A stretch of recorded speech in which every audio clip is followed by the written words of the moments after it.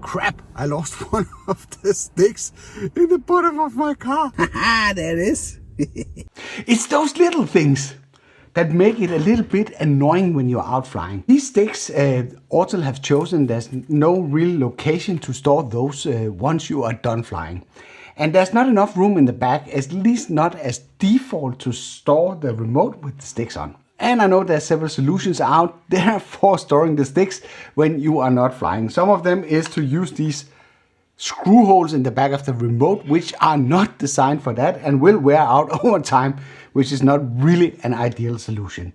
And it doesn't take away the hassle that you need to take out the sticks and screw them in, and I've lost them several times when I'm fiddling around with this and in a hurry sitting in my car. And as a baseline, there's no room in the back for leaving the sticks on when you store the remote.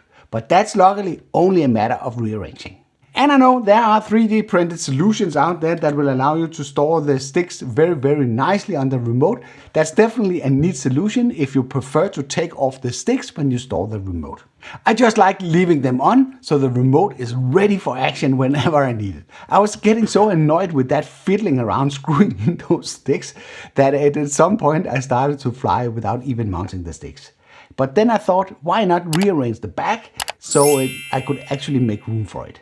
An alternative would of course have been to have chosen a bigger bag, but now I had sort of the premium bundle, so I wanted to see if I could make it work. The default setup of the bag allows you in the compartment next to the drone to store 4 batteries next to each other, making the room for the remote too narrow to keep the sticks on. As I'm not planning to buy more than 3 batteries, I really don't need that space, so I started to remove those room dividers.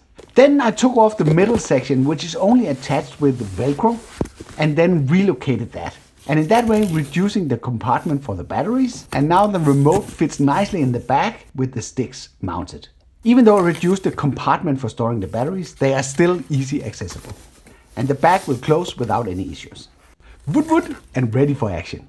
So that was an easy solution of an annoying problem. So what do you think about that approach or the Nano Plus in general? Is it still an attractive drone for you after they raised the price tag with $150 as far as I can see? Let me know in the comments below. I hope you liked this video. If you did, then feel free to give it a like. If you didn't like it, feel free to press the dislike button twice. Thank you for watching, and I'll be seeing you around.